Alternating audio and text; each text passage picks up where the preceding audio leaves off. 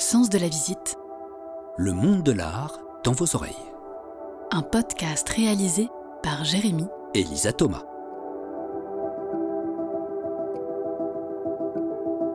Avant de vous emmener dans le cœur brûlant de l'atelier d'un artiste souffleur de verre, on voudrait vous présenter Des mots et des arts, un site internet qui propose tout au long de l'année des activités culturelles sur Paris, bien organisées, originales et très souvent hors des sentiers battus.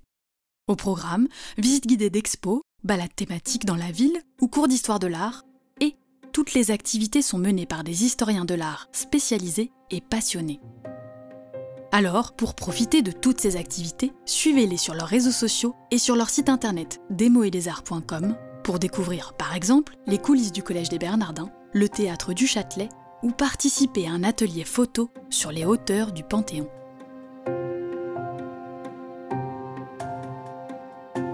Et pour notre 45e épisode du podcast, c'est aussi à Paris que nous avons installé nos micros, dans le studio de Jérémy Maxwell Vintrebert, un artiste, souffleur de verre, installé ici depuis 2015 sous les voûtes du Viaduc des Arts, dans le 12e arrondissement. Dans son atelier, il modèle le verre en fusion en compagnie d'une équipe qui l'aide à concevoir et diffuser ses créations vers les 4 coins du monde. Et dans les musées aussi, puisque certaines de ses œuvres ont été exposées dernièrement au Musevert dans le nord de la France ou au Palais de Tokyo à Paris. Autodidacte né en 1980, son art du verre et du geste, il le peaufine depuis plus de 20 ans, ce qui lui permet aujourd'hui de réaliser des sculptures lumineuses, parfois volumineuses, mais toujours sans moule et à main levée, ce qui est en soi une prouesse technique.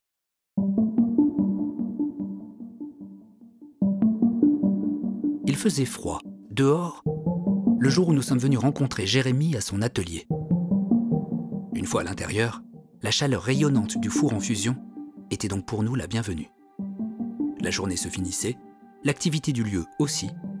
C'était donc l'endroit et le moment idéal pour découvrir avec lui l'atelier, son univers, son parcours aussi, et cette matière, le verre, qui exerce sur lui depuis l'enfance une véritable fascination. Il entretient d'ailleurs aujourd'hui avec elle une relation singulière, filiale, quasi mystique.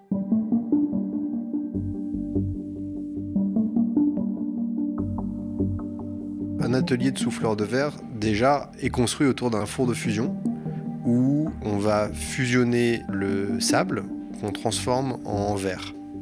Et ce moment qui est très mystérieux et magique se fait à de très hautes températures. Donc en général, le cœur d'un atelier est chaud et ronronne. Donc il y a toujours un bruit dans un atelier de verrier.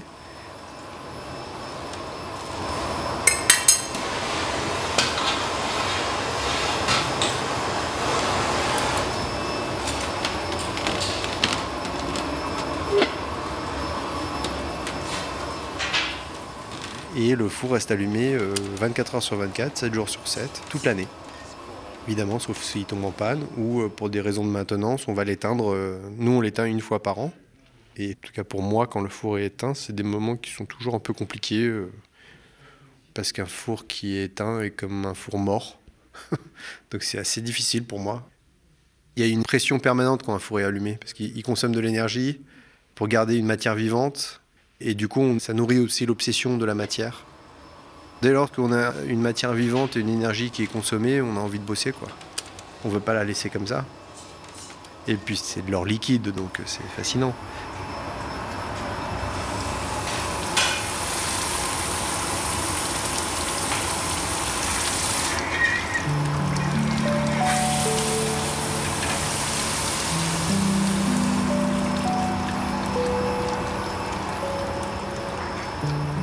Et aussi, la particularité d'un atelier de verre, c'est qu'il n'a pas d'odeur.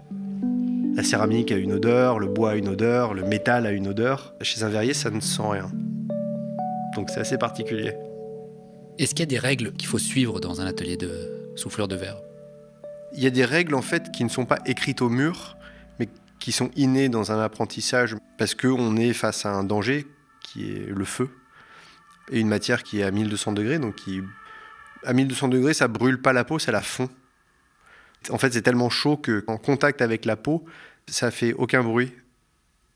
C'est très impressionnant, ça enlève la peau comme du beurre. Donc c'est hyper dangereux. En plus, il y a des flammes, il y a des torches. Et instinctivement, tout le monde, en général, fait très attention, du coup, dans cet environnement-là. En plus, en général, on travaille avec un taux d'adrénaline qui est assez élevé, qui nous rend aussi beaucoup plus aux aguets du danger.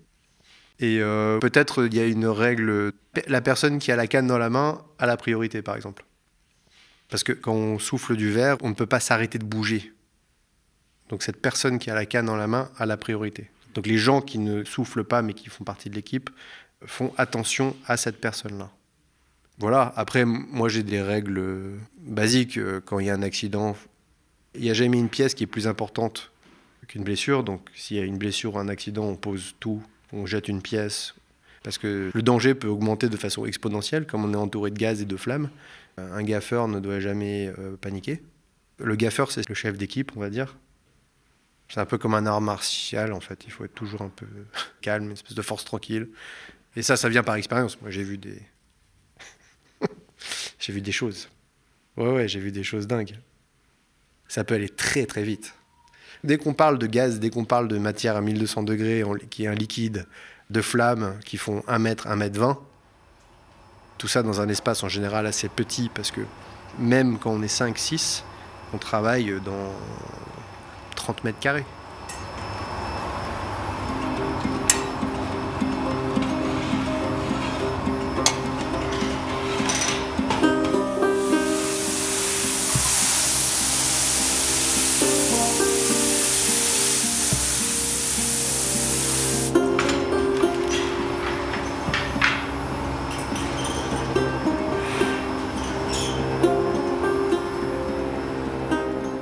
Quelques phrases, est-ce que tu peux essayer d'expliquer à quelqu'un qui n'est jamais rentré dans un atelier quelles sont les principales actions pour créer une pièce en fait?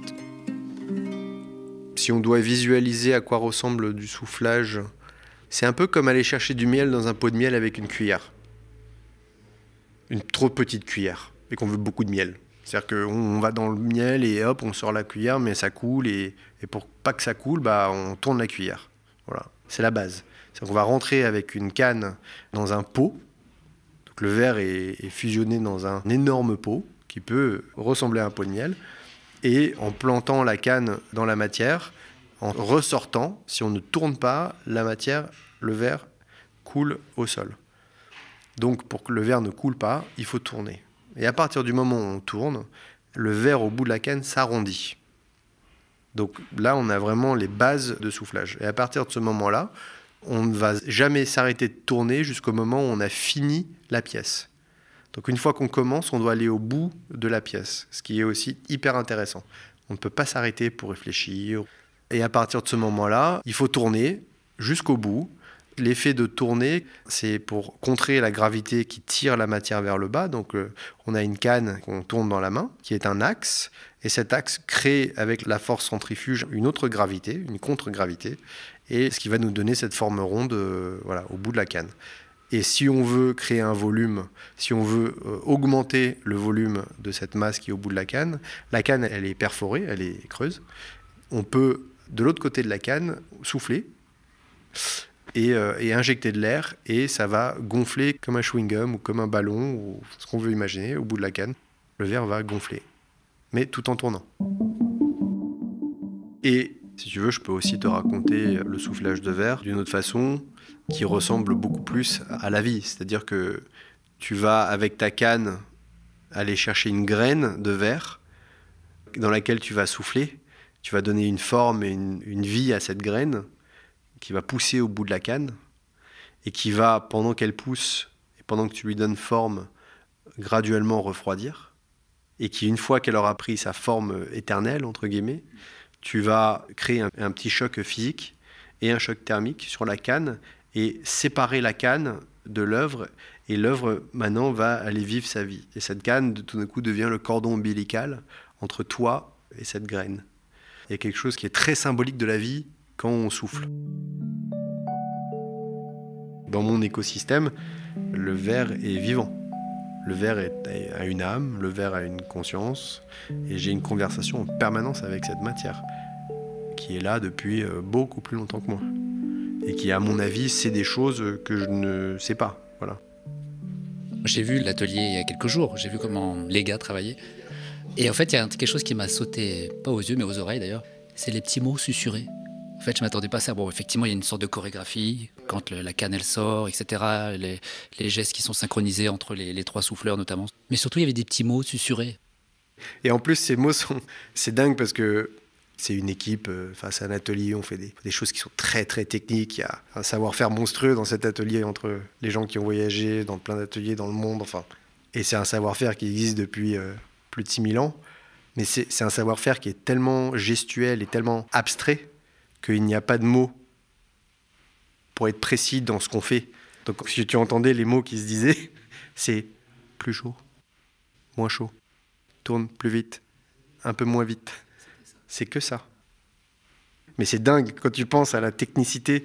Tu vois, quand tu entends deux métallos qui me parlent de la technicité d'une pièce et comment ils vont l'aborder, c'est complexe. C'est un langage qui est très technique, qui est très riche quelque part. T'entends deux verriers parler, c'est vraiment, t'as l'impression que le mec il est en train de faire une crêpe, quoi. Tu montes un peu le gaz, et pourtant il fait partie d'une toute petite équipe de gens dans le monde qui savent faire ce genre de choses. En fait, c'est pas vraiment dans le mot, c'est dans l'intention, mais c'est aussi comme la personne à qui tu demandes de faire quelque chose, quelque part doit deviner ce que tu lui demandes. Le moins d'informations tu lui donnes, le plus tu lui laisses de place pour trouver la solution. Tout est au moment présent. Tu ne peux pas t'arrêter. On ne peut pas poser la canne et en parler. Si tu lui donnes trop de mots, ou si tu lui donnes trop de volume, ou trop d'ego, tu vas le perdre, le gars. Donc. Et ça s'appelle l'apprentissage. Au fur et à mesure, il va roder son geste et il va comprendre les différents tons et les différents mots et à quel moment ils apparaissent. Et les verriers, en général, au bout de 15-20 ans, ils ont développé leur façon de travailler, leur langage, leur façon d'aborder la matière, leur façon de travailler en équipe, le geste. Et moi, j'ai toujours penché vers des profils et des gens et une façon de travailler qui est plus dans la sérénité et de pousser la technique en le faisant de façon le plus calme possible.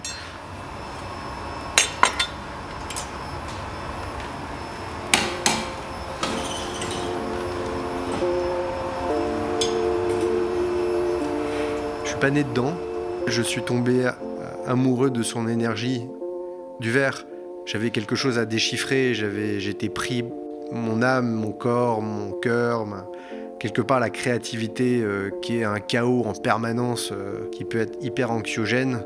Le verre a canalisé, polarisé, commencé à structurer cette énergie en moi. Dans tes années avant d'apprendre le métier de verrier, qu'est-ce qui s'est passé pour que tu aies envie, ou que tu dises aujourd'hui je suis artiste? Donc que tu t'exprimes, donc que tu fasses passer un message. Il y a deux choses en parallèle. La première, c'est que je grandis dans un environnement très artisanal. On habite dans des endroits qui sont très perdus. Je suis en Afrique, c'est la brousse, Côte d'Ivoire, Gabon et Cameroun. Et il n'y a pas de ville, de magasins, de restaurants. Et dans la brousse, le mobilier qu'il y a chez nous, c'est du mobilier recyclé. Si on a besoin de quelque chose, en général, on va voir un artisan qui le fabrique. Donc moi, je grandis dans ce truc, connexion directe avec l'artisanat. Et en parallèle de ça, je suis un enfant qui est très curieux, avec beaucoup d'énergie, très sauvage.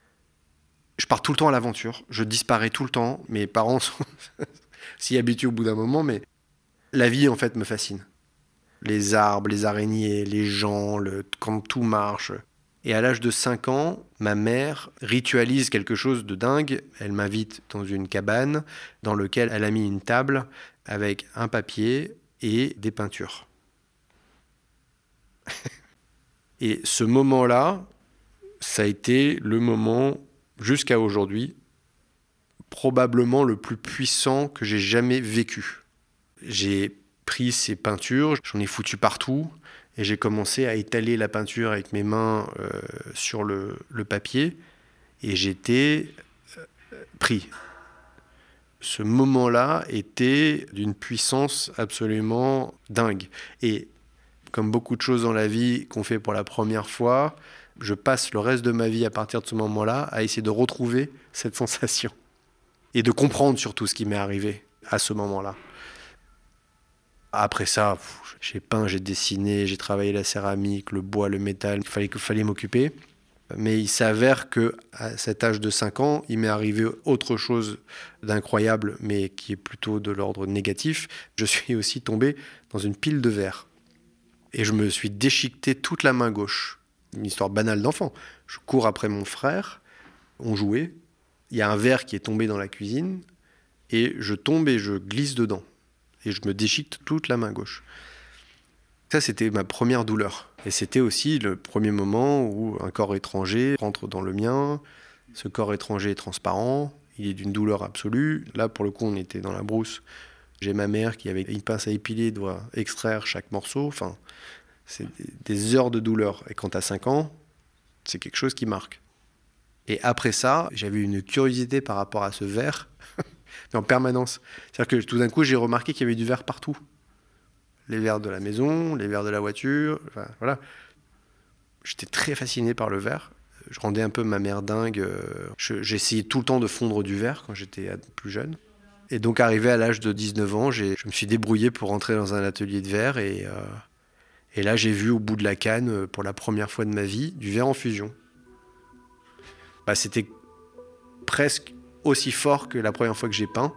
C'est-à-dire qu'en 3 secondes, en fait, comme une pile, j'ai commencé à vibrer et j'ai su tout de suite que j'allais passer le reste de ma vie à trouver à travers cette matière la réponse à cette question qui m'était tombée dessus quand j'avais 5 ans, qui était la créativité, la vie, l'énergie, qu'est-ce que c'est que tout ça, quoi.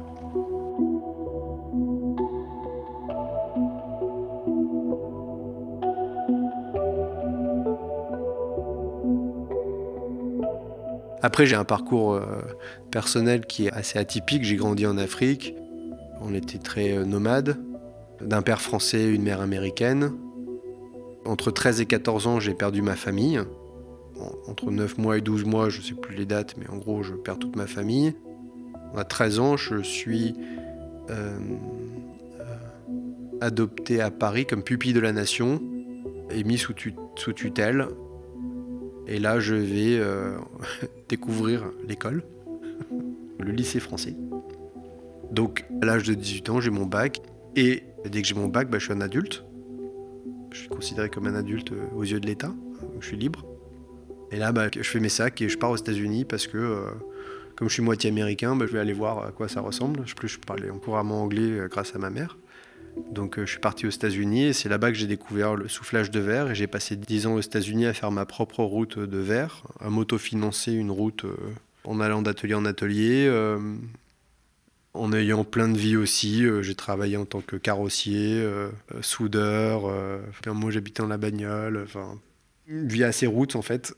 À me nourrir d'ateliers, à me nourrir de savoir-faire. J'allais chez les meilleurs souffleurs. J'ai même fait un tour à Murano pendant un petit moment. J'ai trouvé un maître verrier qui m'a pris sous son aile à Murano. Voilà, j'ai fait ça pendant 10 ans. Et à l'âge de 28 ans, je sais pas pourquoi, ma vie s'est écrasée à Miami en Floride. Et à ce moment-là, j'ai décidé que c'était peut-être le moment de vraiment commencer à travailler mon verre, quoi. Ça veut dire quoi, ma vie s'est écrasée?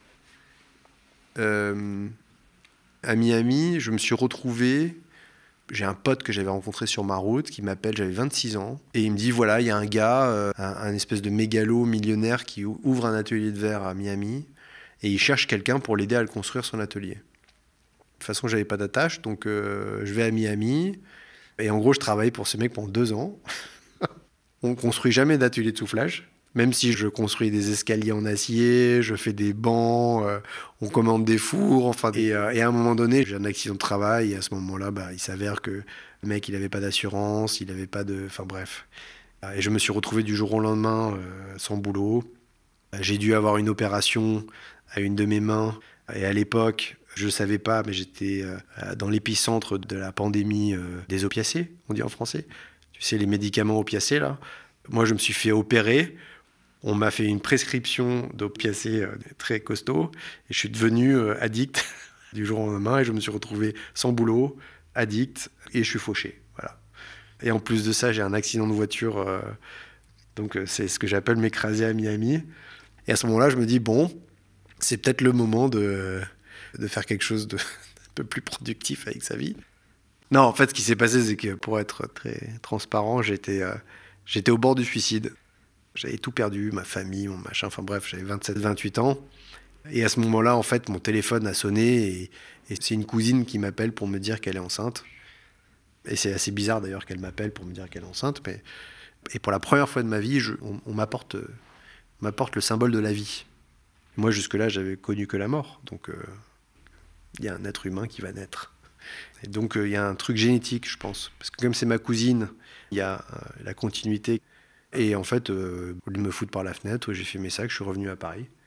Et je suis venu voir la naissance de cette petite fille, Adèle. Et à partir de ce moment-là, en fait, j'ai décidé de poursuivre mon savoir-faire de façon acharnée, enfin ma passion pour le verre et pour la créativité. Et voilà, cette petite fille est née, et moi j'ai fait 5 ans de sobriété, j'ai travaillé sur mon addiction, enfin j'ai commencé à trouver des ateliers, à souffler du verre. Et petit à petit, j'ai construit mon truc, quoi. Et en 2015, j'ai ouvert mon premier atelier à Paris.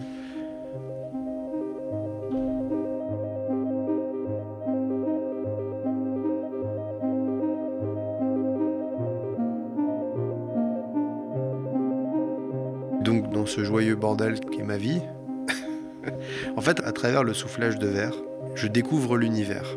C'est-à-dire que l'univers a été découvert à travers des lentilles, du verre.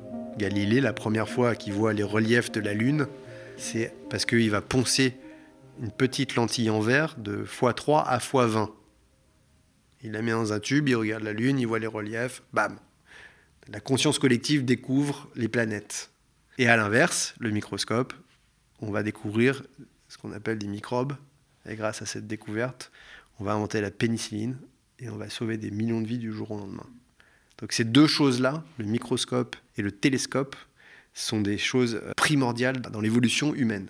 Et le verre soufflé est une discipline cosmique. C'est-à-dire que si je tourne ma canne et que le verre au bout de ma canne s'arrondit, je fais une planète, il y a une concordance entre ces choses-là. On joue avec les mêmes règles de l'univers qui s'organise. Voilà. Et à travers ces choses que j'observe en soufflant du verre, je découvre l'univers.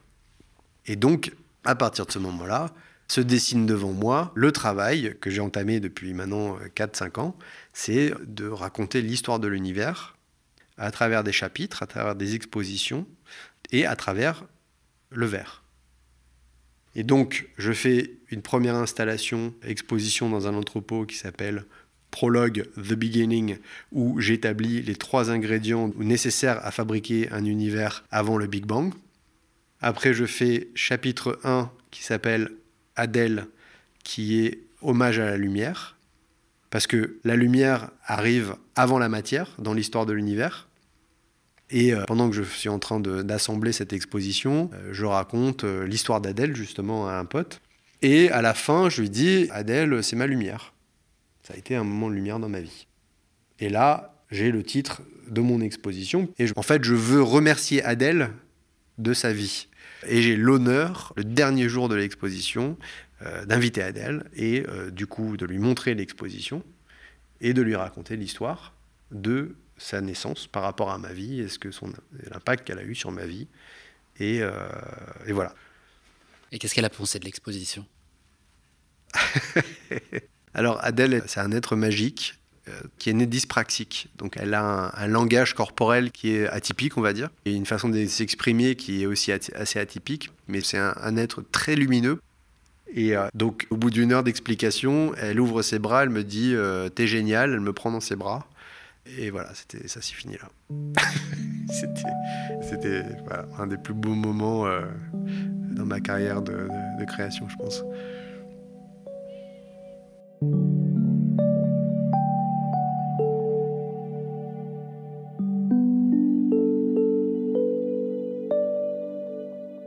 Puisque tu parles du passé ou de l'histoire du verre, comment tu vois son futur dans notre société et ton métier en particulier ?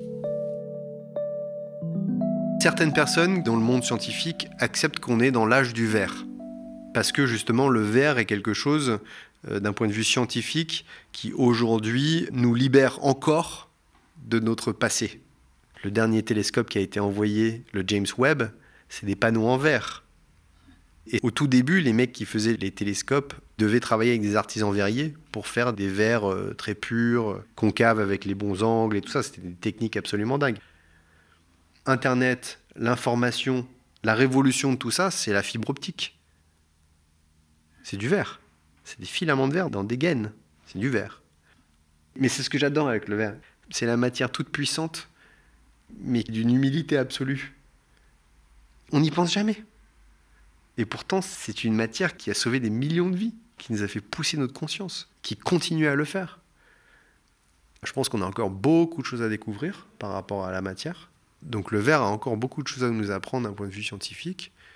Et après, d'un point de vue écologique, il faut qu'on arrive à fabriquer du verre de façon beaucoup moins énergivore, par exemple. Parce que moi, pour souffler du verre, on brûle du gaz et tout ça. Donc, il y a des gens qui commencent à faire des fours électriques, par exemple. Donc là, le prochain atelier, c'est d'essayer de faire un atelier de verre qui est le plus écologique possible, par exemple. Donc, fabriquer du verre vert. En fait, ce qui est intéressant avec le verre aussi, c'est que c'est pas une matière rare et c'est pas une matière qui a la prétention d'avoir une valeur précieuse. Tu vois, comme dans les bois, par exemple. Tu as des bois très rares, tu as des bois interdits. Le verre... c'est du sable fondu, quoi. Après, tu as des qualités de sable, mais le sable est en abondance. Le problème n'est pas vraiment la matière première. C'est vraiment une question d'énergie. Comment est-ce qu'on va fabriquer le verre de façon beaucoup plus écologique? Et le métier de souffleur de verre en particulier? Alors ça, c'est plus compliqué. Le métier de souffleur de verre, c'est quelque chose qui disparaît, malheureusement.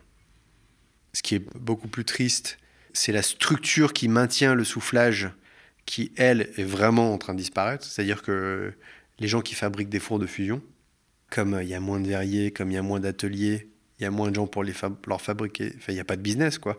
Les fabricants de couleurs, il n'y en a plus qu'une poignée dans le monde. Moi, le mec qui fabrique mes outils à la main, il n'a pas de repreneur, il va bientôt être à la retraite. Le soufflage de verre, c'est pas juste un travail d'équipe dans l'atelier. Tu as une pyramide derrière toi de gens qui te permettent d'être souffleur de verre. Donc c'est aussi un truc... Et la tragédie et la tristesse de nos métiers comme ils disparaissent, c'est justement toute cette structure derrière qui disparaît. Elle, pour le coup, elle disparaît très très vite. Et ça c'est inquiétant. J'imagine qu'à ton niveau, tu dois lutter contre ça. Enfin, tu dois faire quelque chose pour lutter contre ce fait que le geste va se perdre. Déjà, ton atelier donne sur la rue. Moi, le premier, j'ai regardé ce qui se faisait. Obligatoirement, c'est captivant. Donc j'imagine qu'il y a des gens dans la rue qui passent et qui regardent déjà. Moi, j'ai fait ce choix-là d'être en vitrine parce que le verre m'a tellement donné que ce n'est que normal que de redonner. Donc il y a effectivement cette vitrine et ça inspire des jeunes dans le quartier, ça inspire des gens qui passent devant. Il y a des jeunes aujourd'hui qui ont découvert le verre par cet atelier et qui aujourd'hui essayent d'en faire une carrière. Donc ça crée des vocations. Et l'autre, c'est le succès, tout simplement. C'est d'essayer d'avoir le plus de succès possible pour transformer ce succès en atelier et en emploi. C'est pour ça que je suis sur ce projet de deuxième atelier, c'est pour ça qu'on prend les apprentis, qu'on prend des stagiaires, que ça tourne beaucoup et que tout ça se pérennise de façon virtueuse. Si je veux me regarder dans le miroir le soir et être tranquille, il faut que j'ai aussi l'impression d'avoir redonné un petit peu à ce métier qui m'a quand même, en plus d'avoir sauvé la vie, m'a donné une vie.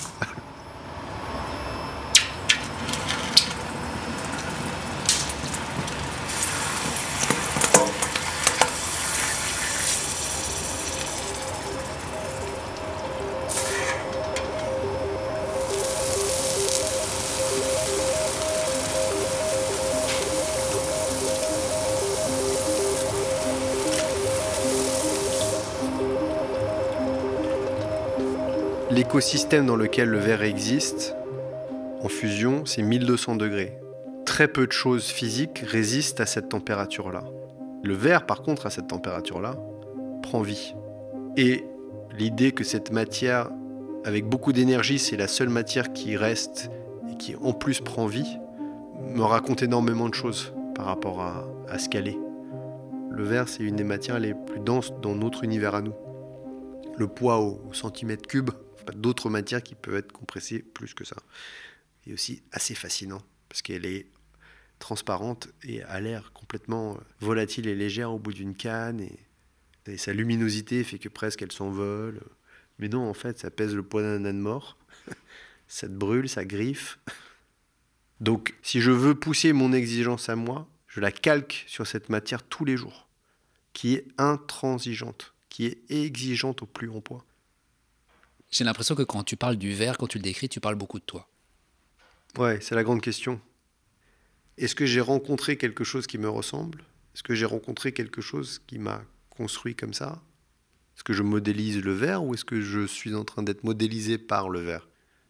Parce que je dois obéir à ces règles. Mon espace de liberté, entre guillemets, est très limité. Le verre est tellement exigeant, la tension est tellement haute. Comme je te dis, moi, quand je vais faire mon cueillage, pour être très précis, je le cueille à 1120 degrés. Quand j'ai fini la pièce, 1 heure après, 2 heures après, elle est entre 510 et 530 degrés. Entre 1120 et 510 et 530 degrés, j'ai pas de thermomètre, j'ai pas de laser. La fenêtre de tir, la fenêtre d'existence hors choc thermique se joue des fois à 15, 10, 30 degrés. Et ça, il faut l'intégrer physiquement, parce qu'on ne peut pas le voir à l'œil et on ne peut pas prendre la température à un moment T avec un thermomètre. Et cette tension-là, elle existe du début à la fin. Par exemple, quand on passe de l'automne à l'hiver, ou de l'été à l'automne, ou quand il y a un changement de température assez drastique, et qu'on ne l'intègre pas dans notre travail, et que peut-être on a laissé une fenêtre ouverte, eh ben, on peut perdre des pièces pendant la journée parce qu'il y a un courant d'air qui est 5 degrés plus froid que hier, on ne l'a pas pris en compte, et clac. Il y a une tension absolument dingue. On peut perdre une pièce au bout de 2 heures de travail parce qu'une goutte de transpiration est tombée dessus. Ce qui va faire un choc thermique, casser la matrix et fissurer la pièce. Et il n'y a plus qu'à la jeter. Et parce qu'en plus de ça, même si ça fait 22 ans que je souffle, la matière me brûle de la même façon. C'est-à-dire qu'elle ne pardonne pas. Je peux lui dédier toute ma vie, tous les jours, toute ma vie. 43 ans, elle me brûlera de la même façon que le premier jour. Sans problème.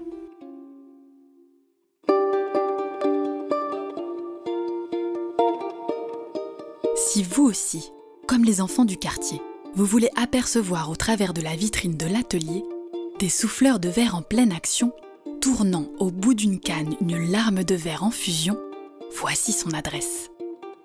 Le 101 avenue d'Auménil dans le 12e arrondissement de Paris. N'hésitez pas ensuite, évidemment, à pousser la porte du studio pour admirer les œuvres de Jérémy de plus près.